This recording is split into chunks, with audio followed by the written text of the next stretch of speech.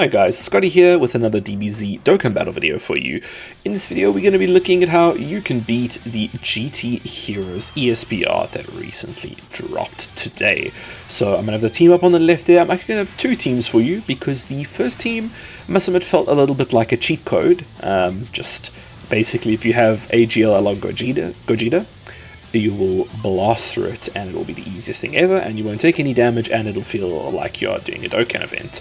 He will just, the amount of damage he puts out, the defense he has, yeah, it's crazy. And his team is very stacked, very good. So I'm going to have a second team there if you don't have him, and if you maybe don't have a Super Saiyan 3 Goku either. A couple of the same units, maybe a couple subs you could do here or there would also be the Super Easy at AGL Vegeta if you don't have one of the either the Kid Goku or the Super Saiyan Vegeta there from GT. If you don't have either of those, maybe you could replace him with Super Saiyan 4 Vegeta AGL. He would be a good one to run in here as well. I've got Pan in there as well, who is not a super premium unit, and she easy aid recently. So yeah, we've got some other options there you can definitely run, and that team will be busted as well under that Super Saiyan 4's lead. But we running this team here, absolutely amazing team. It was very funny to see that it was GT Heroes that got dropped because this team is just so stacked, so pumped, and yeah, they just do so much damage. I don't think we took any damage at any point in this whole run. Just the amount of supers, damage, dodges, and everything we got going on. Yeah, kind of feel a little bit invincible here, but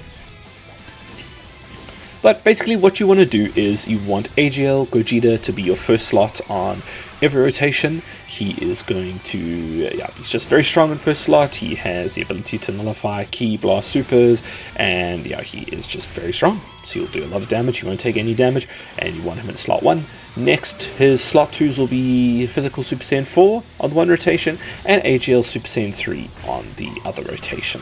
And then the rest of the guys, your Super Saiyan 4 Goku, your Physical Kid GT Goku, and your Int Vegeta GT as well, they'll all float, and they'll do fine. They'll do big damage at the end there, but those are the rotations you're going to want to do pretty much for all of them. I know I itemed this, but remember, if you don't have these exact same team, you're struggling a little bit, there's absolutely nothing wrong with using items to get you through and get your stones.